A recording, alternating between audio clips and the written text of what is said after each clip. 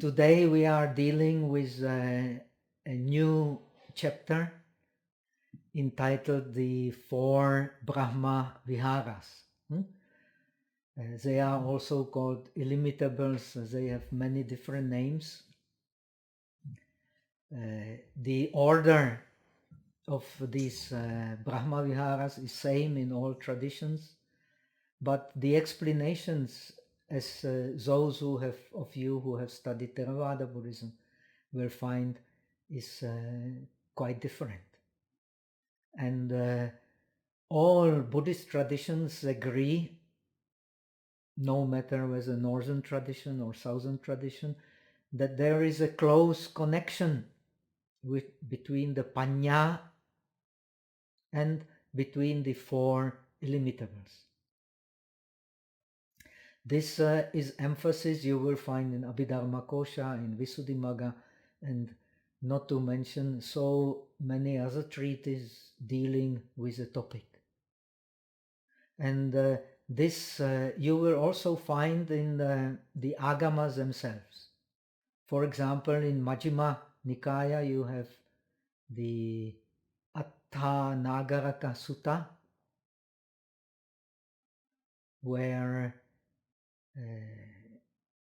the Ananda explains to Panchangika Tachaka, the carpenter Panchangika. He was a great practitioner of Buddhism at the time of Buddha.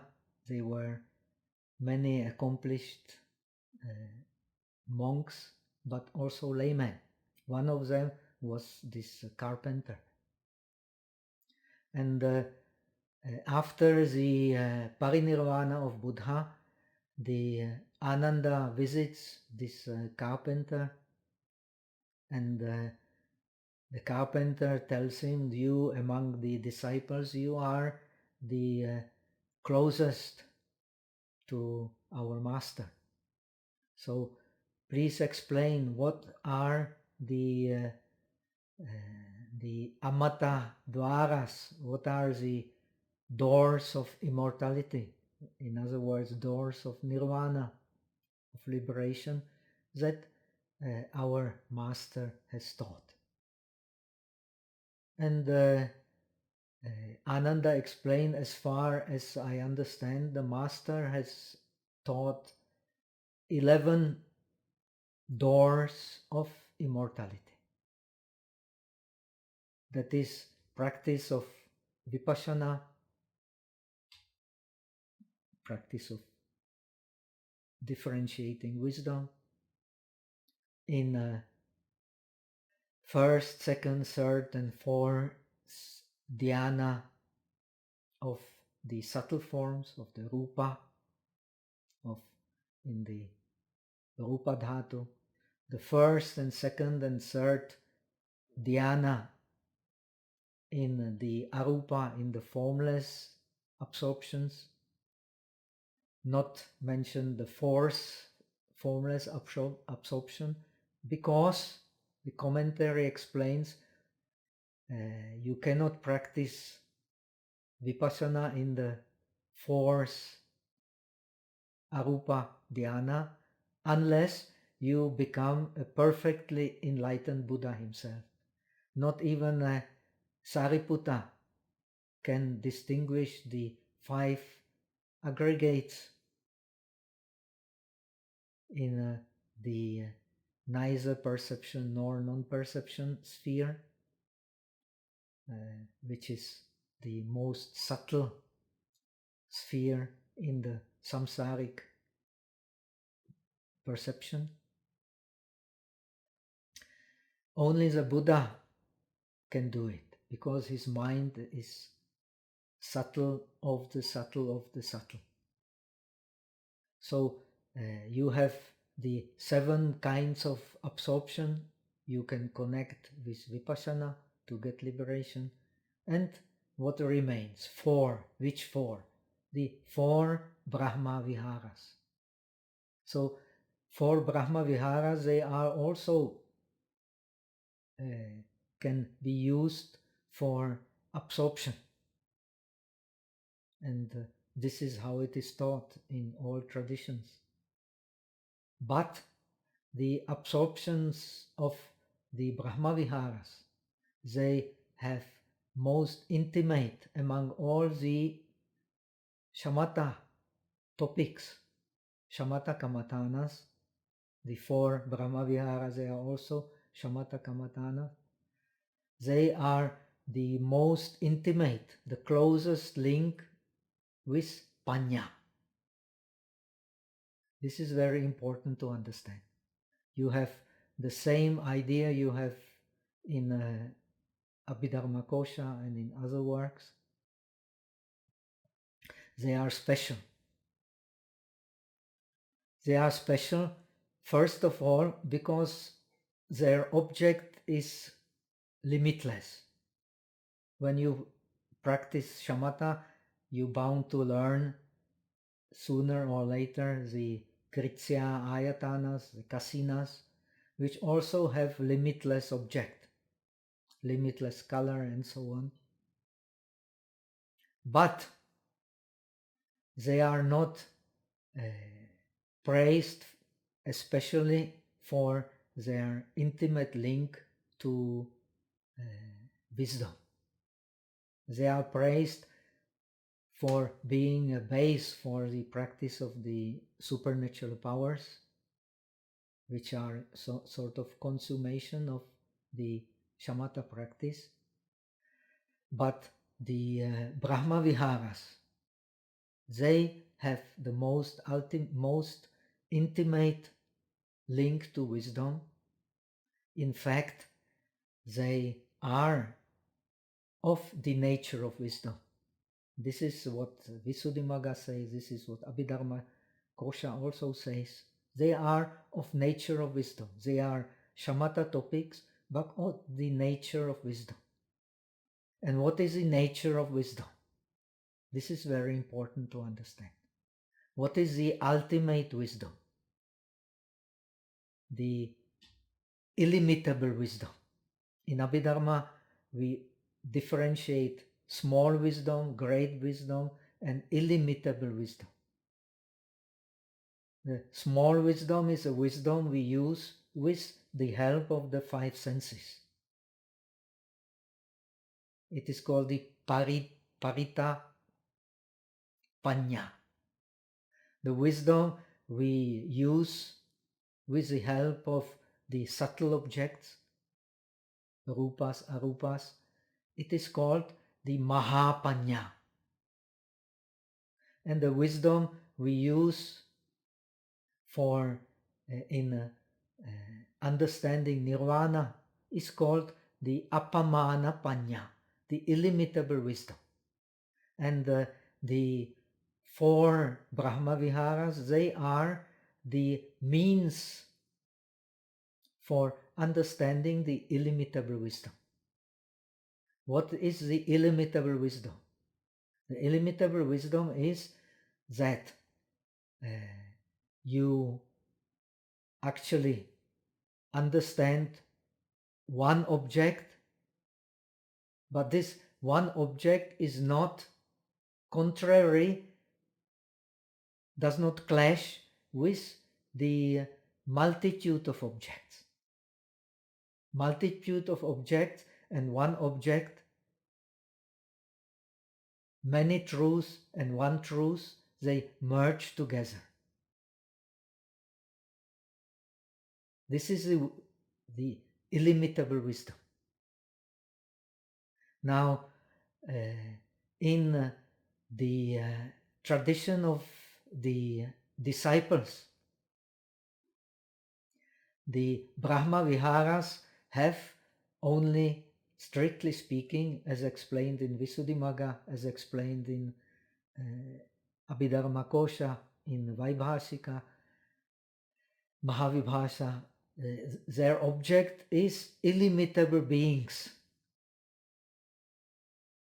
Now we should know that studying Buddhism, the Buddhism of course does not accept real existence of beings. Beings exist, no doubt, but they exist in samvuti.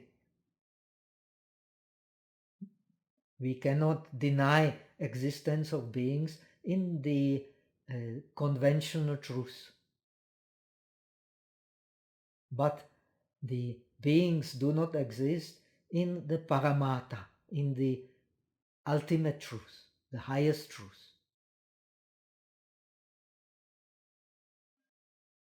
This is very important to understand.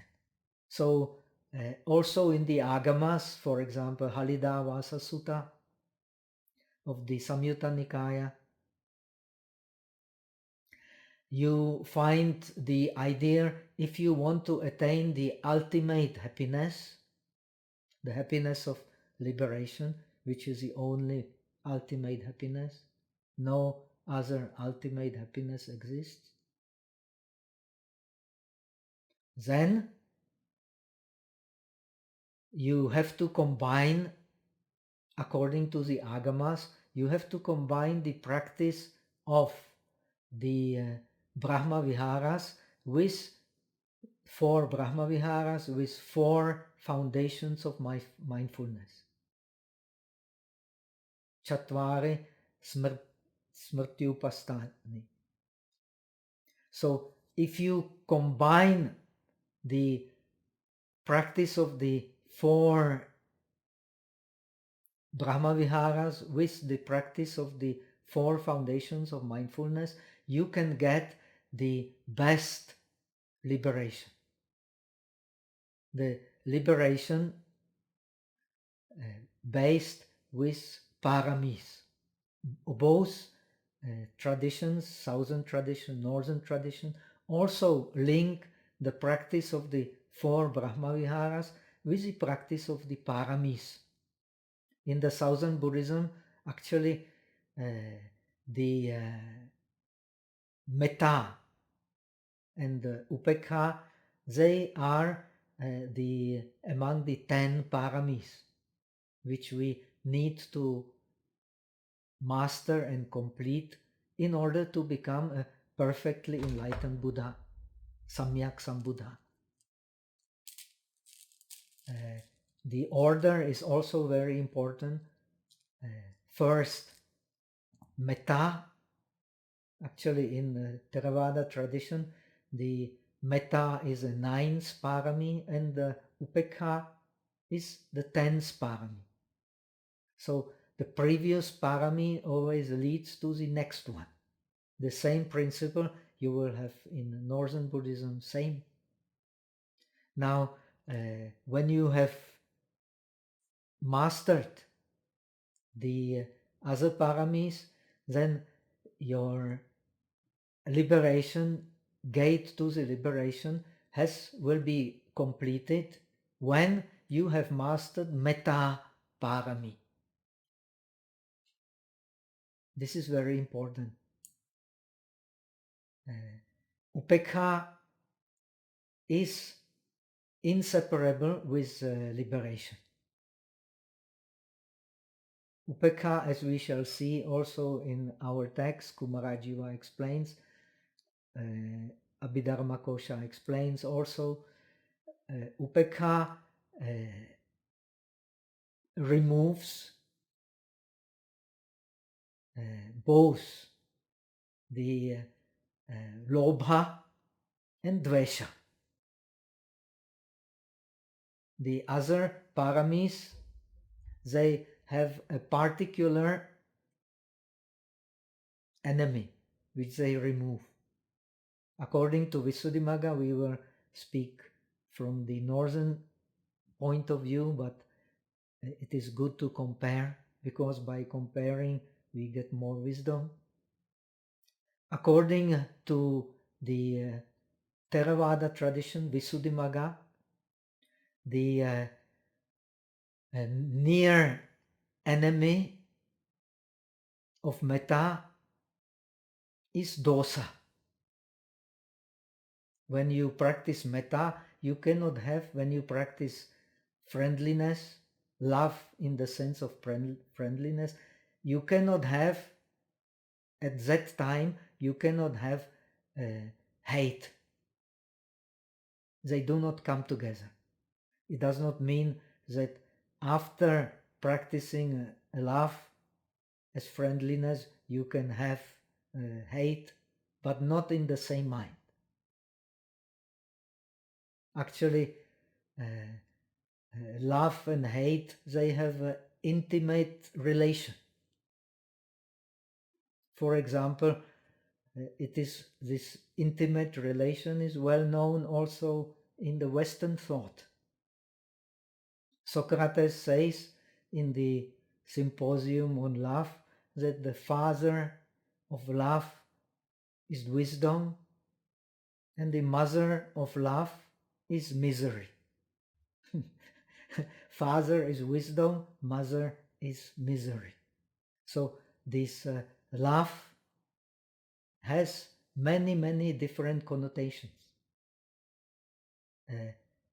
But in our language, not in the language of the Greeks, not in the language of the Hebrews, there is a kind of a pure love, religious love, and there is eros, the love connected with sensuality. They can be combined. Why not? The Tantric Buddhism indeed tries to combine them together, and they do it in a very intelligent way.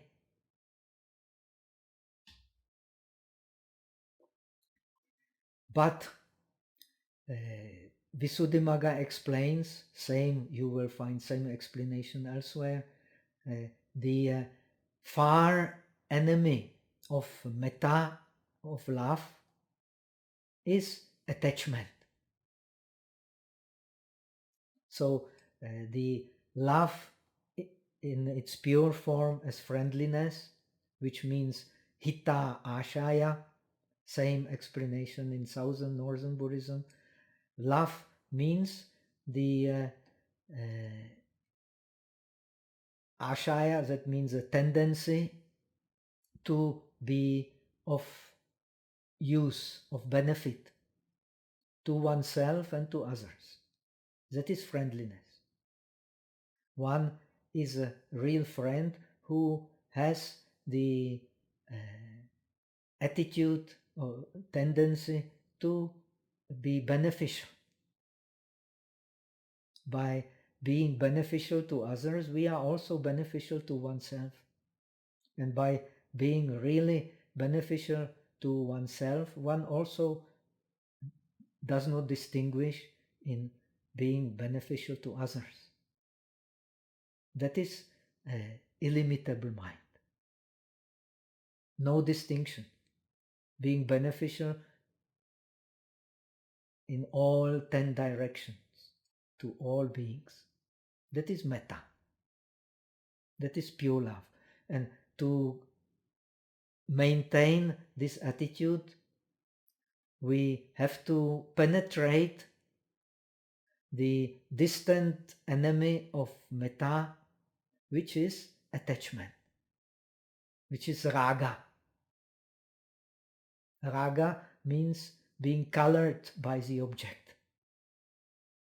We are colored by the object because we are attached to the object. Now, the Arahat, he does not want to be colored by the object. That's why he remains in the state of equanimity. The state of equanimity is the state of samadhi. Samadhi of liberation is the samadhi of equanimity.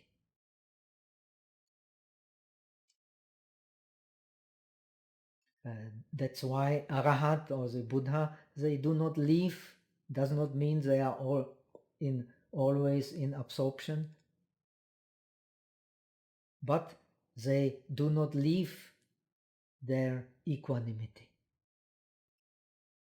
Not leaving the equanimity is samadhi. Samadhi in the sense of the right application of mind to the objects. This is the literal meaning of samadhi. Right application to the object means application without attachment.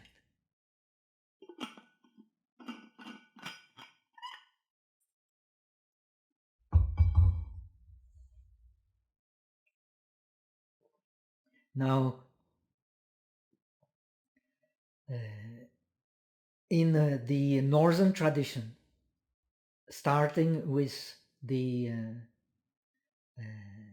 Mahapragya Paramita Sutra, which is commented by Kumarajiva, the author of our treatise, one of the most read books in Chinese Buddhism is this commentary called the Great Commentary of the Panya or Pragya Parami, Tajatulun. Now, when you read this book and read this treatise, you will find actually many similarities. No wonder the Kumarajiva, he was a translator of this Pragya Paramita Sutra, and now this treatise is taught to the disciples. This is the peculiarity of this treatise. It adopts the attitude of the disciples, but introduces the Pragya Paramita ideals. This is a peculiarity. On the base of the Pragya Paramitas themselves, Pragya Paramitas are also taught to the basically most important to the disciples, to Subhuti, Shariputra, Ananda, and so on. So the arahats, they are arahats, and arahats, they are they can easily understand the Pragya Paramita because they are familiar with the practice of equanimity. And practice of equanimity has to do with the illimitable wisdom of nirvana.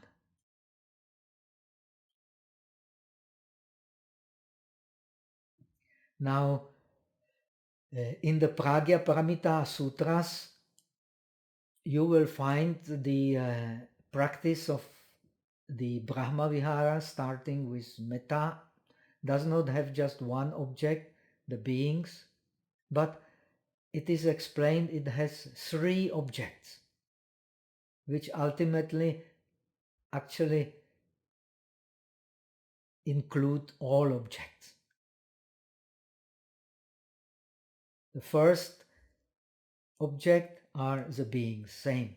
Second object is the Dharma. Dharma in the sense that the arahats, they don't see beings as real. So they perceive beings in terms of the aggregates and so on. That is in the sense of the Dharma. But also it means, the Dharma means actually all things. In Buddhism, Dharma means just phenomena. Dharma means the world. Because the beings, they rely on the bhajana loka. The bhajana loka means on the world in which they live. The beings cannot live without the receptacle, and the receptacle of beings is the world. Now, without the world, no beings. The meaning of the world are the beings. This is true in all religions. This may not be true in science, but it is true in religion. From the point of view of religion, the meaning of the cosmos, of the world, are the beings. Without the beings, the world has no meaning. It is the beings. The beings are those which have mind, which give meaning to the world.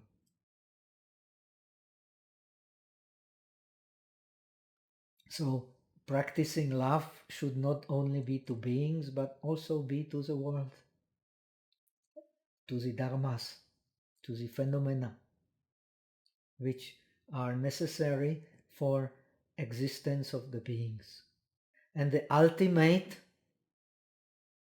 object, this is very important, we will meet this idea in Kumarajiva's explanation of the Brahmaviharas. We will come to that. Actually, the ultimate object of the Brahmaviharas is the Dharmakaya, is the ultimate reality, is the suchness. This is very important to understand. The Mahayana Sutras, for example, the Mahayana Nirvana Sutra, explains that the object of the disciples of the Brahmavihara practice is illusionary, tya. But the object of Brahmaviharas for a bodhisattva is real.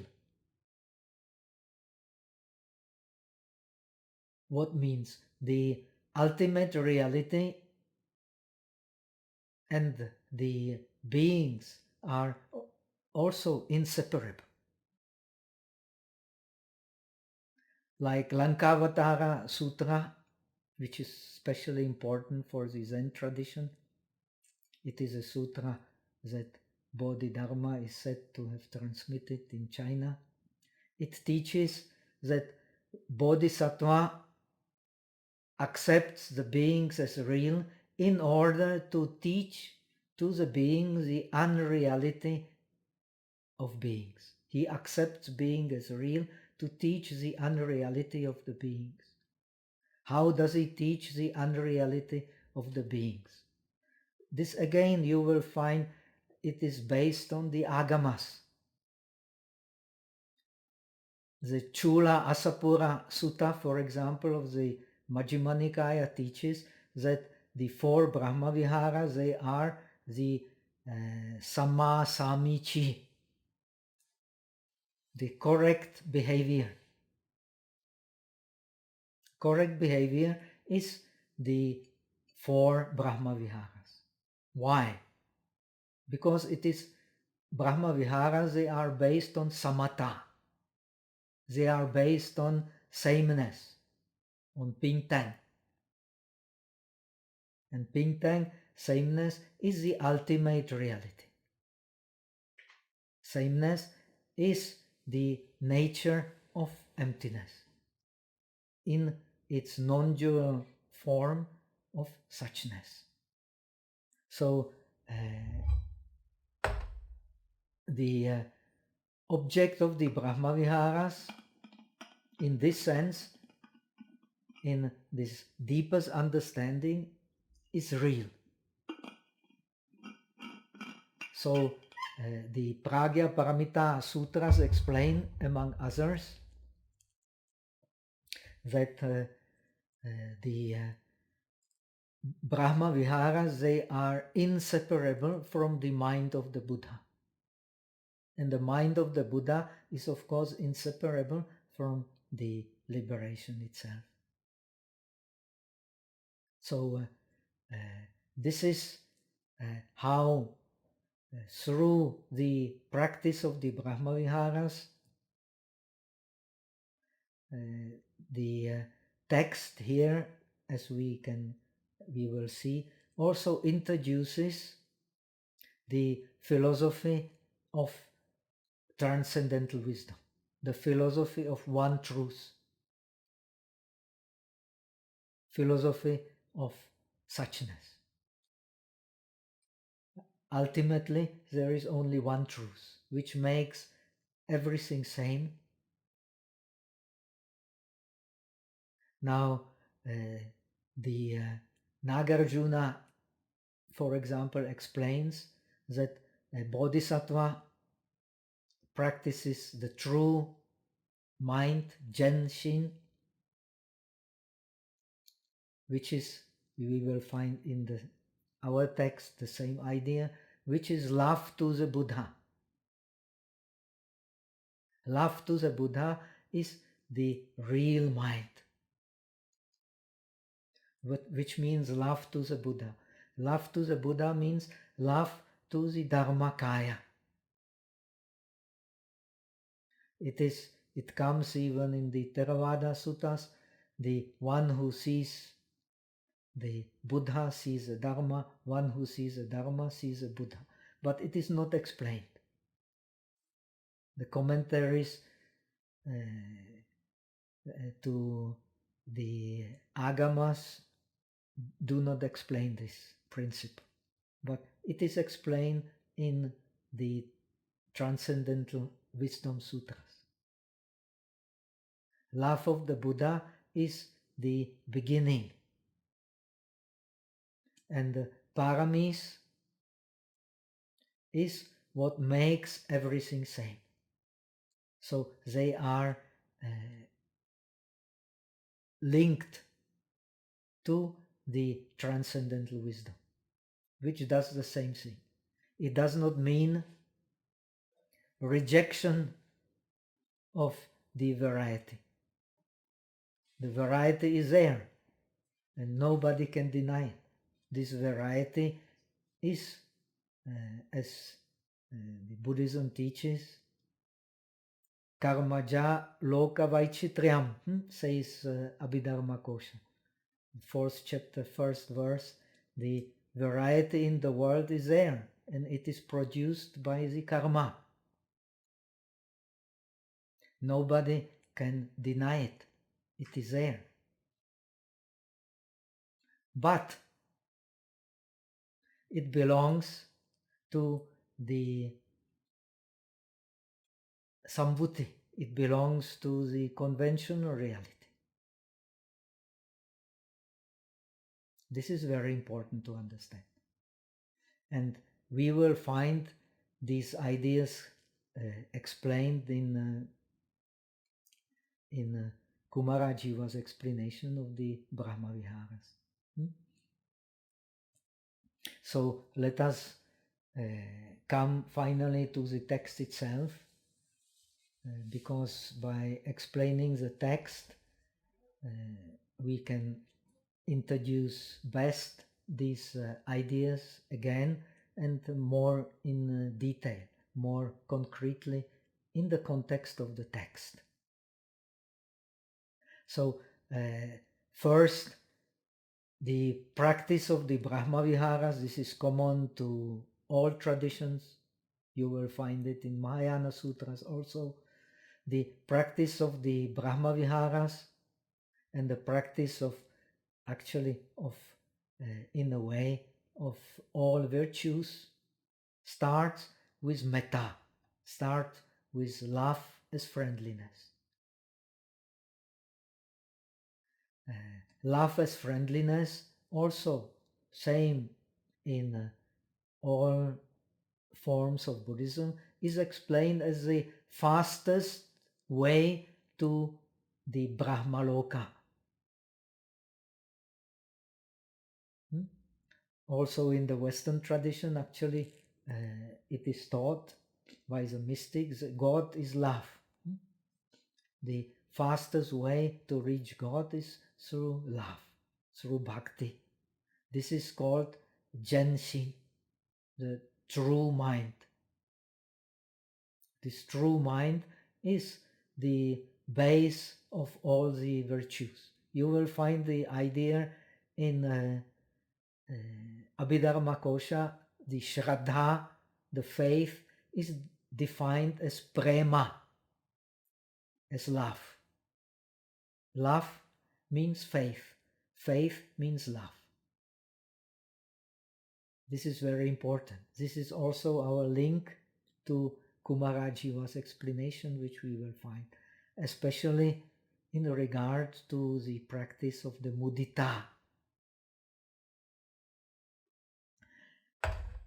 Practice of the mudita is closely linked with the practice of kshanti, of endurance. We have endurance of inconvenience, endurance of suffering, and endurance of Dharma, which is the ultimate endurance. Now, in the Visuddhimagga links endurance, because now we speak about metta, with practice of metta. Practice of metta is, according to Buddhaghosa, is necessarily linked with the practice of kshanti, of khanti. Buddha teaches khantiya bhyo navijati. There is nothing higher than the practice of endurance. And the practice of endurance is the practice of hita ashaya, is the practice of being beneficial to oneself and others. We really become beneficial to oneself and others if we can endure, and especially if we can endure the truth. If we can endure the love of the truth, which makes ultimately all beings equal. Now, the Kumarajiva explains the practice of friendliness on the basis of 6 questions. So we have no time to go through the text word by word, but let us choose the most important gist explained in the text.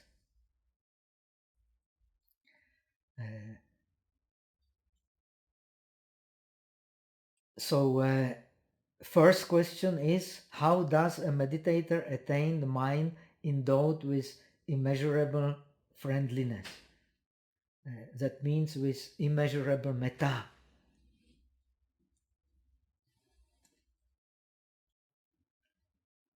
Now, here comes the first difference. The meditator relying on the fourth dhyana cherishes being in one city and so on, wishing them happiness. So those who have studied Theravada Buddhism, who have been trained in Theravada Buddhism, know when we practice metta, what is the peculiarity of the metta practice.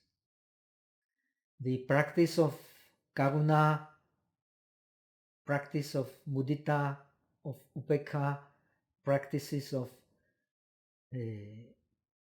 compassion, joy, and equanimity, you cannot start with yourself. You have to start with a person representing for you the suffering, with a person representing for you the joy of attaining something very positive, and ultimately the neutral person, which is the expression of karma, because karma is neutral. It does not make one person different in the sense of being a result of the karma. All are equal as far as being the result of the karma. Be it a good karma or a bad karma, as far as the result of karma, everything, all are equal. So in Visuddhimagga, you start with yourself in metta. Why? This is very wonderful. In fact, this is very intelligent. You don't find it elsewhere, only in the southern tradition, only in Visuddhimagga, as far as I know. The Buddhagosa explains it on the base of the first Udana, first solemn saying of the Buddha, which says Dasa Disa Anupagama Na Eva Ajagha Piyataro Atana Evam Putu Atta Paresam Tasma Nahimse. The meaning is, when Buddha says, when I have seen, if I remember well, when I have gone through in 10 directions with my mind, I have not seen a single being who does not like himself more than anything else. Everybody wants to be beneficial to oneself. And then comes thus comparing oneself with others. One should never be violent, because the others also have the same love for oneself. Now, in the Theravada Buddhism, the opposite of metta is dvesha, is hate, and the opposite of karuna is himsa, is violence. In the Northern Buddhism, very often, especially in Chinese Buddhism, the both metta, love, and compassion, they make one word. In Chinese, they become one word, Tzu-pei. They are not clearly distinguished. When the scriptures explain, I think in Mahavibhasha you will find also, in Abhidharmakosa, the opposite of both metta and karuna is dvesha, hate. When you have compassion, you also cannot hate. And of course, when you don't hate, you cannot be, you are not violent. You are violent because you hate. That's why, like Atisha in the lamp of Bodhi says that if you don't love your enemy,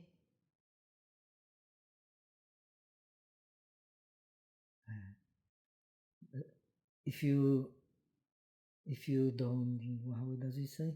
If you don't love your enemy,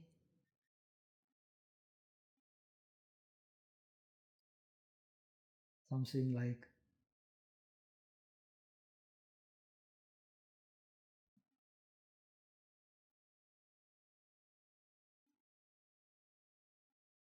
I will have to check it.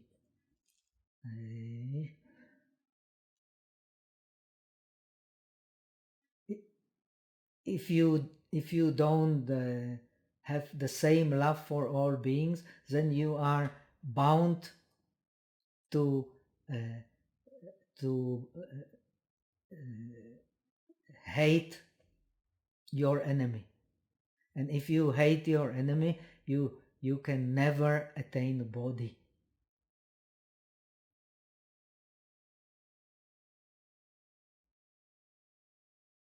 Why? Because you don't see the sameness in the beings.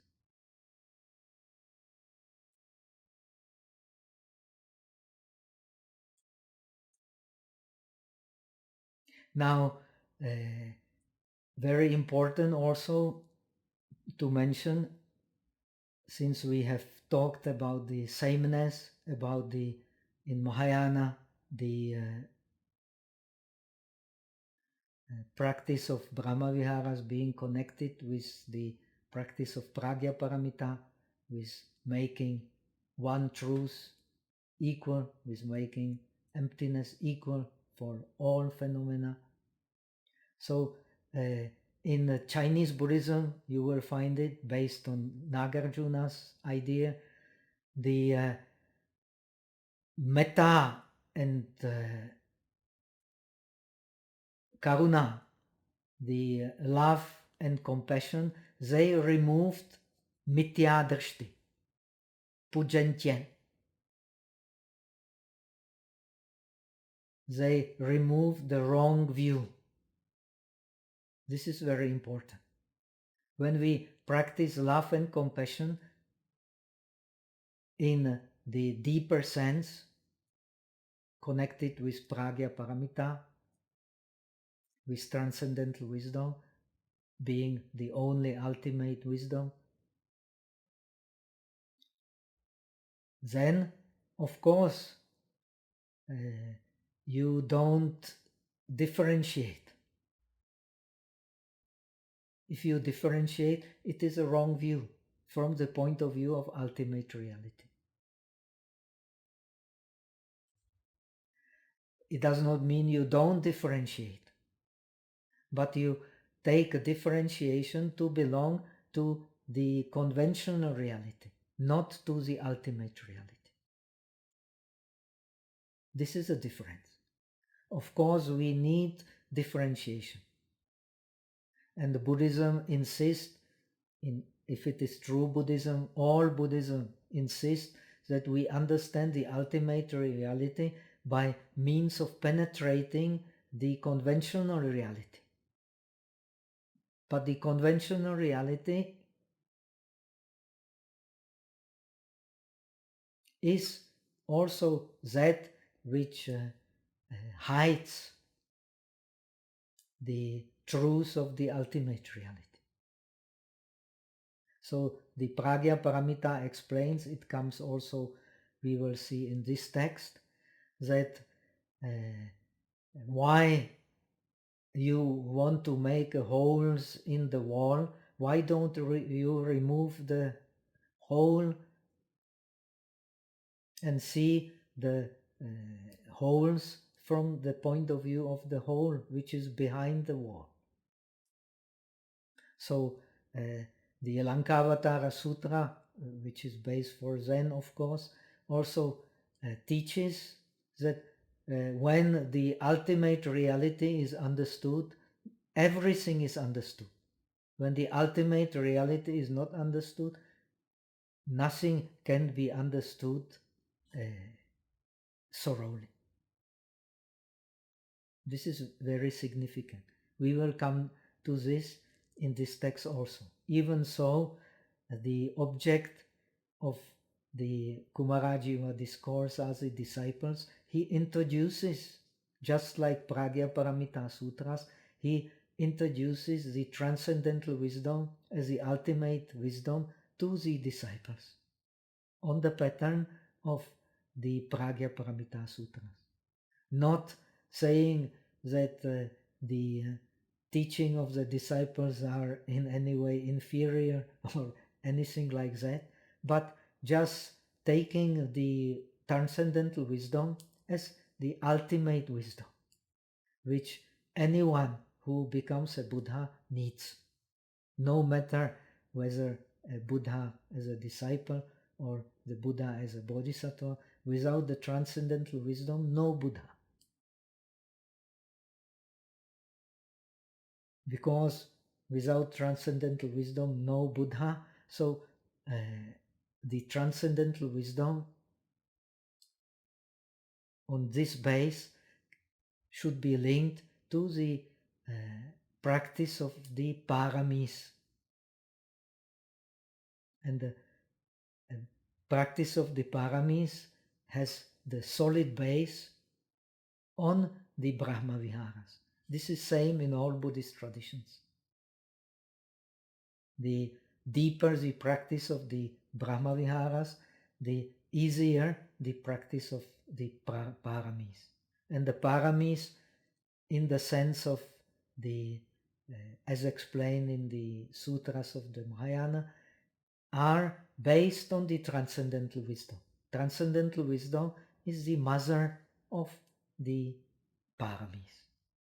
The paramis without a mother will not lead to the ultimate aim of Buddhahood.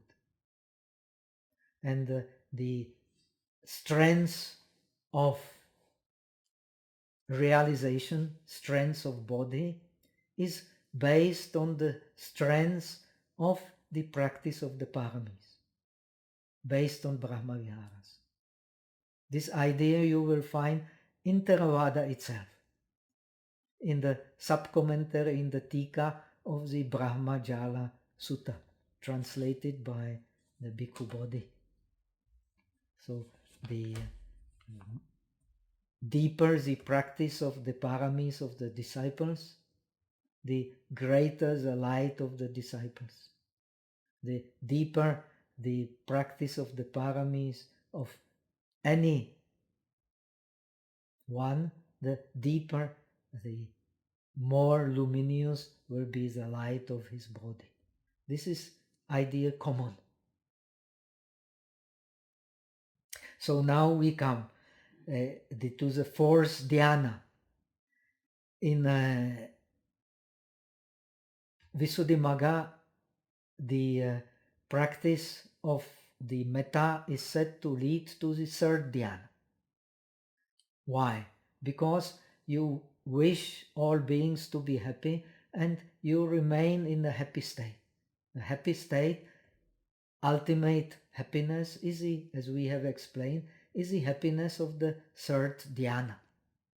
This is called the peaceful happiness, the ultimate happiness, the unlearned, ultimate happiness in the world, in the relative truth, not in the absolute truth. Of course, the ultimate happiness is nirvana, but the ultimate happiness in the world, in the relative sense, is the happiness of the third dhyana. And we practice metta up to the third dhyana, wishing happiness to ourselves and to all beings without differentiation. Now, fourth dhyana, why? You will see in the text, after the Brahmaviharas, Kumarajiva explained the pure liberation. Pure liberation is the third liberation. Among the 8 liberations all disciples should practice, first 2 concerned with the asubha. Our text begins with asubha. The third liberation is concerned with pure object, and it leads to the fourth dhyana. Now, metta, love, is the most beautiful, most pure object. And the Visuddhimagga indeed also explains that when we have experience of the fourth dhyana, practicing metta, the mind will naturally jump into the fourth dhyana, into the dhyana of the pure liberation.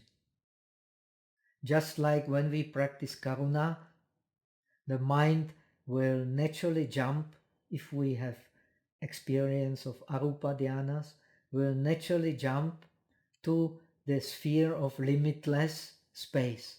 We will find it in our text also.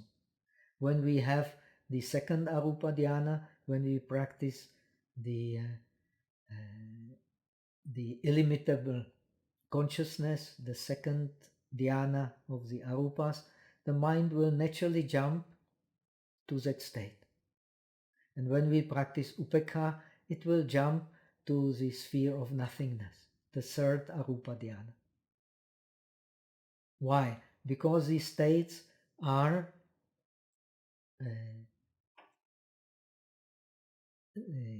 related, closely related.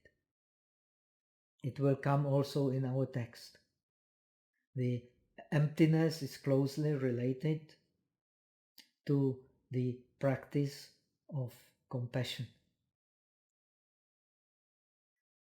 The illimitable mind, it will come in our text very clearly, is closely related to the practice of mudita, of joy. And the sphere of nothingness is closely related to the practice of upekkha.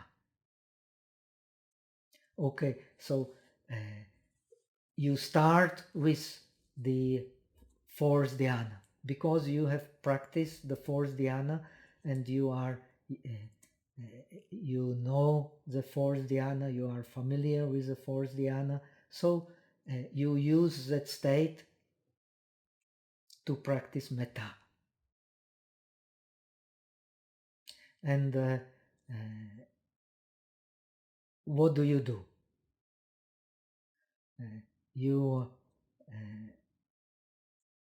If you study the Abhidharmakosa, you have a similar explanation in Abhidharmakosa. Abhidharmakosa says, I have written it somewhere, practice of metta calls, the practitioner calls to mind his happiness, hears of others' happiness,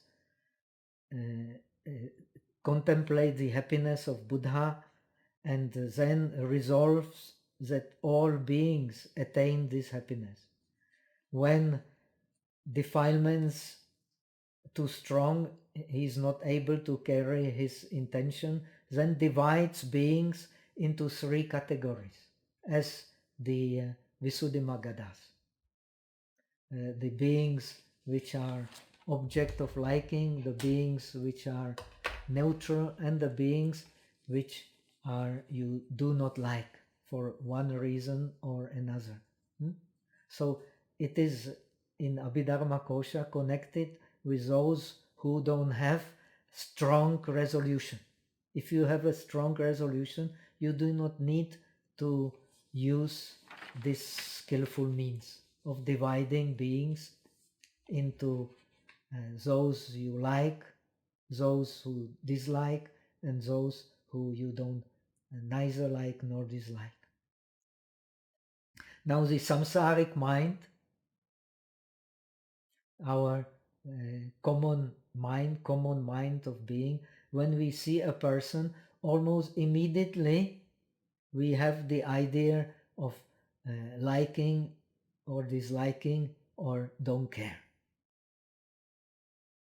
If this tendency is quite natural, but if we cling to this tendency, then all defilements will arise. All defilements, in a way, are linked to our tendency of differentiating between the objects we like, the objects we dislike, and the objects we don't care about. So, in order to see the irrationality of clinging to these distinctions, there is no better practice than the Brahmaviharas, especially the metta. In the Visuddhimagga, you start with yourself and then you divide beings into these three categories. Here, no need. You start with the fourth dhyana, that means you are already a highly accomplished practitioner, and this is a resolution. You make a whole world like a mandala, and you extend your hitta ashaya, your beneficial mind, What is beneficial mind? Mind wishing beings happiness. That is beneficial mind. When you wish someone happiness, it is in effect, as Metta Sutta explains, it is an active attitude. You actually want them to be happy and you do everything to make them happy. It is not just a mental state, it is active state. This is very clearly explained in both Southern and Northern Buddhism as well.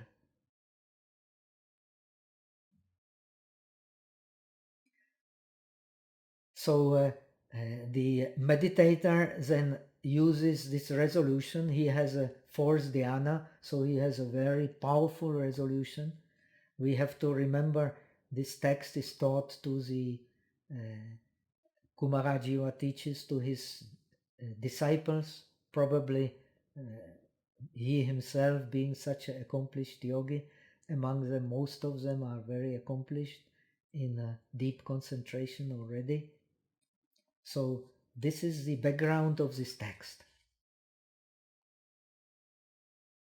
So the meditator extinguishes his hate and resentment in all beings, in all directions, in all worlds, due to his powerful resolution. We know this is very important, especially in Northern Buddhism. So many discussions in Mahavibhasa. We have Adhimokshiki Manasikara, the attention to the object based on resolution, and we have Tattva Manasikara, attention to the object based on the fact, based on the things as they truly are, tattvas. Now, for the practice of metta, we need the Adhimokshiki Manasikara, resolution. I am happy, all beings are happy, and that's it. If you are a powerful yogi, your resolution becomes truth. Because you resolve like this, you actually perceive like this. Because anyway, perception is inseparable from cetana, from the will. You cannot have attention without a will. This is a paradox.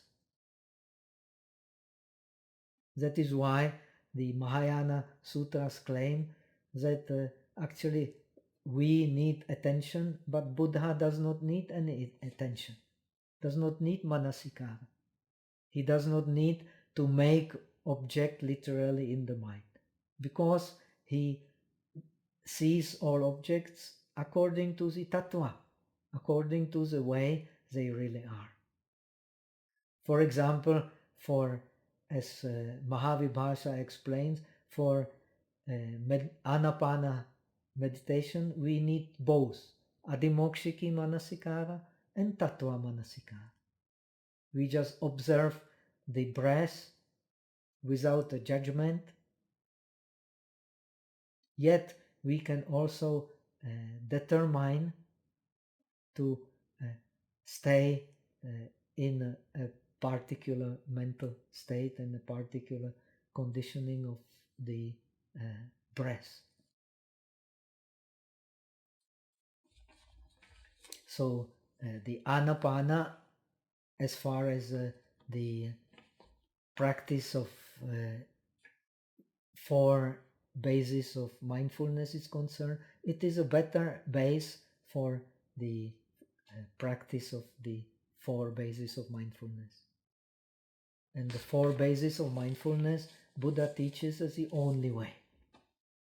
No other way. And they are tattva manasikara. But tattva manasikara, as far as Mahayana is concerned, still in the realm of the Paratantra, in the realm of the conditioned reality, not in the world of the highest reality. This is emphasis of the Mahayana Abhidharma.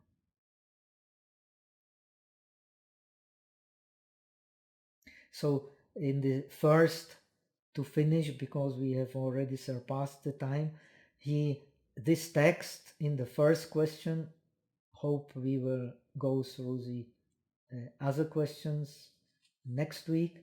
In the first question, you already find the connection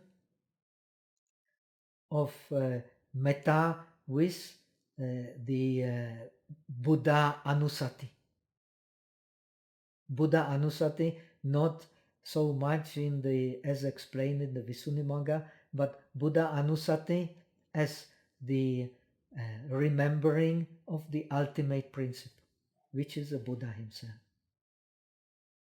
So the text says, the meditator can also share the happiness of his dhyana concentration with all sentient beings, as well as the happiness of nirvana, which is the end of suffering.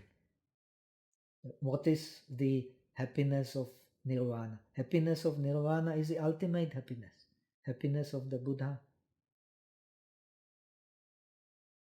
Even so, we are not the Buddhas, we can share this happiness because we contemplate it.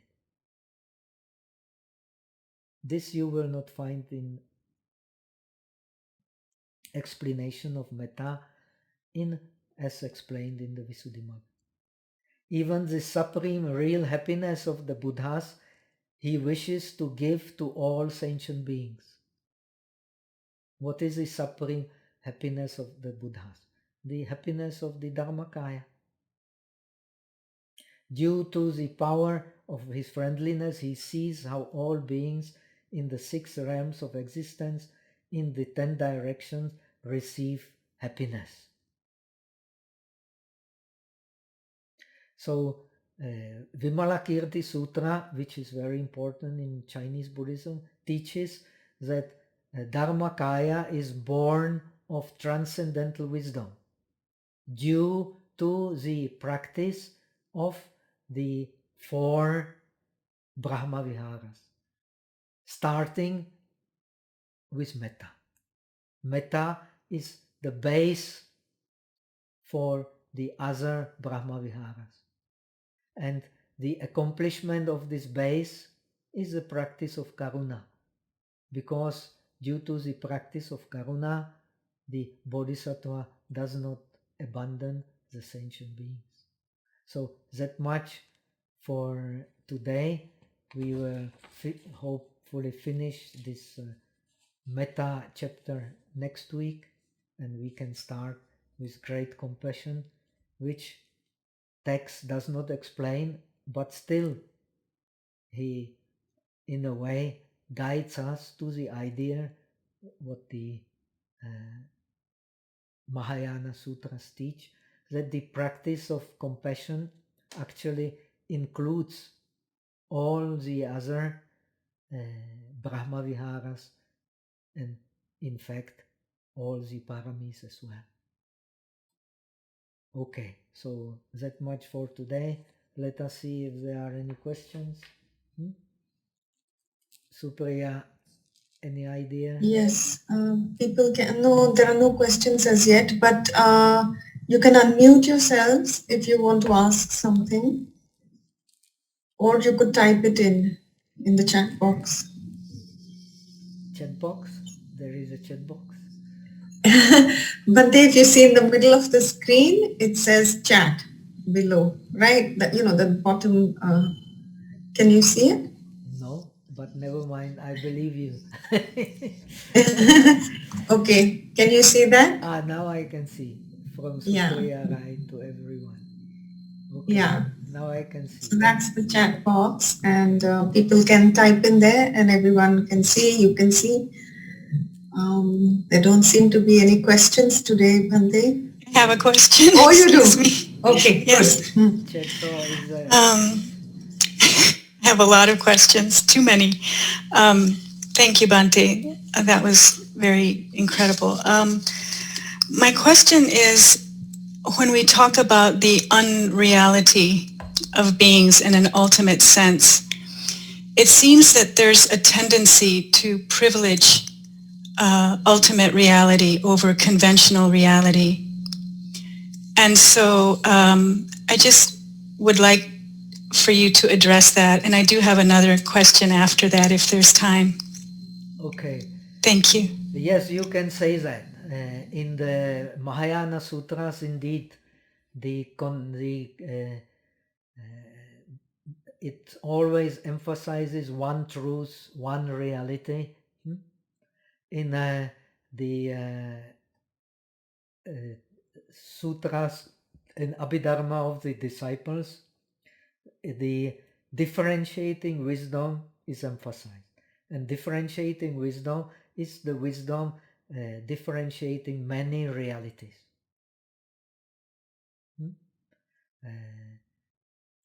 So the Abhidharma describes actually in the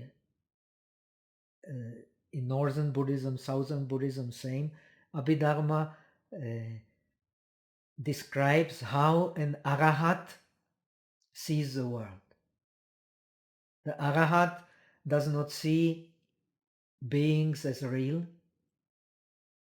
but he sees the skandhas, he sees the ayatanas, he sees the dhatus, he sees the dependent origination, he sees the Four Noble Truths. These are for him the objects of the ultimate truth. Through them, one then differentiating these objects, one then realizes the highest truth, which of course is finally one. Even the Theravada Buddhism or the Sarvastivada teaches ekam hi satyam dvitiyam navidyate. There is only one truth, not a second. This is common. Ultimately, the ultimate truth is only nirvana. But we need, in order to realize this ultimate truth, we need to differentiate the ultimate truth in the world. This is the way. This is clearly explained in the Agamas, this is explained in the Abhidharma, and the Arahat, who is also a Buddha, he sees the world through the spectacles of these differentiations. No beings appear real to him because he sees the dharmas. Now, in the sutras in Abhidharma related to the practice of the bodhisattvas, the situation is changed after the Pragya Paramita Sutras. The Pragya Paramita Sutras is the base for Mahayana. There is no Mahayana in any form without this base of Pragya Paramita Sutras. And the Pragya Paramita Sutras actually teach that when you penetrate the ultimate reality, you know everything. And there are no defilements in the ultimate reality. The defilements exist only in the relative reality. The aim is to remove the defilements, but they exist only in the conventional reality. They do not exist in the ultimate reality. This is what Lankavatara says. This is what Ghanavyuha says. So the Pragya Paramita Sutras, like Sukranta, Vikramin, especially important in Tibetan Buddhism, not so much studied in Chinese Buddhism. Sukranta Vikramin says that if, how does it say? If wisdom, if panya, pragya had an object, it would be ignorance. It goes so far. You will find similar ideas in the Diamond Sutra also. All the virtues do not belong to the differentiations. The highest virtue belong to the ultimate reality, which is one. And so the practice of paramis is the practice of the ultimate reality. In ultimate reality, the only silas will be perfect, because in ultimate reality there is no transgression. In ultimate reality, the dana will be perfect, because in ultimate reality there is no miserliness. In ultimate reality, the endurance will be perfect, because there is no hate in ultimate reality. In ultimate reality, the virya will be perfect, because there is no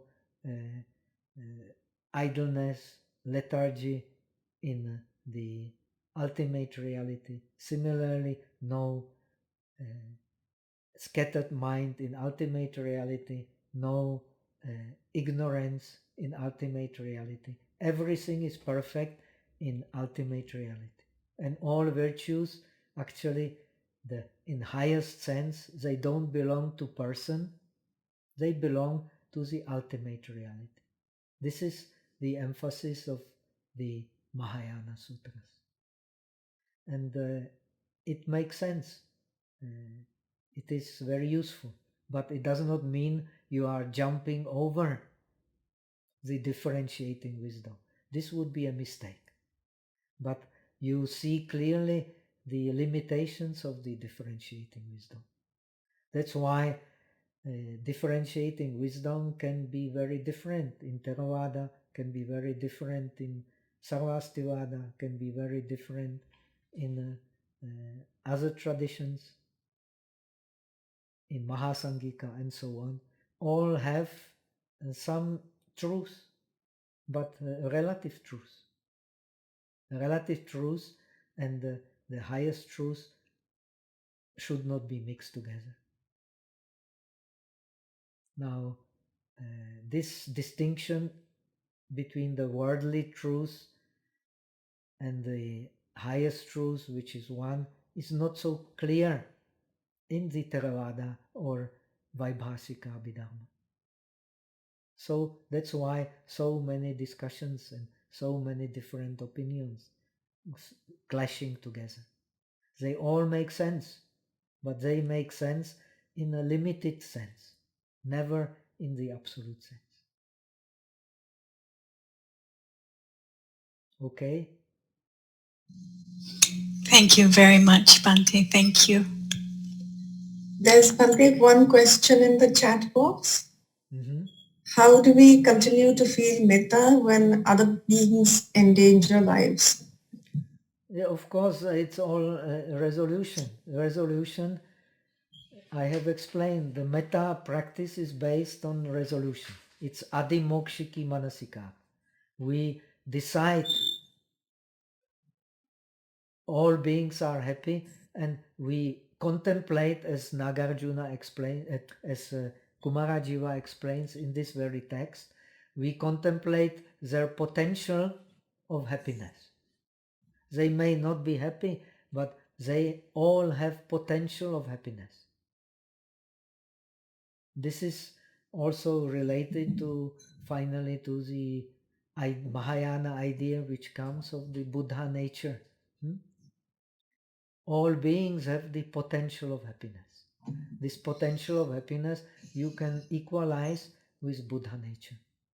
The Kumarajiva does not mention the Buddha nature, but in a way he leads us to this understanding.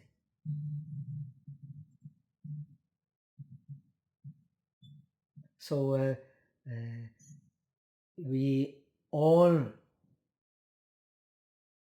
have potential of happiness. When you contemplate this potential of happiness, even in your enemies, then you practice the real metta, which is then related to the transcendental wisdom.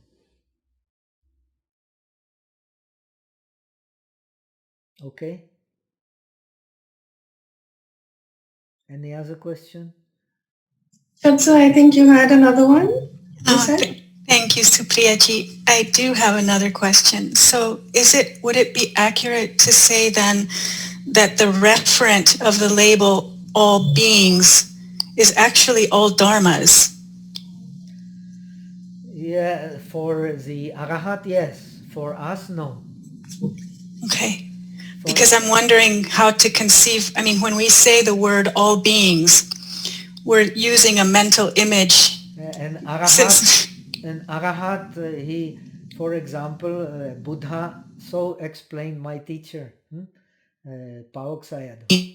He explained to me, I remember very well, in the case of Buddha, not in our case, when the Buddha sees Ananda, he has to make a special manasikara. Aha, this is Ananda, this is my attendant. Then he sees Ananda. If he does not make this special attention, he just sees emptiness. This is a difference between us and the fully realized Buddha. Because the beings are impermanence. Impermanence is non-self, and non-self is emptiness.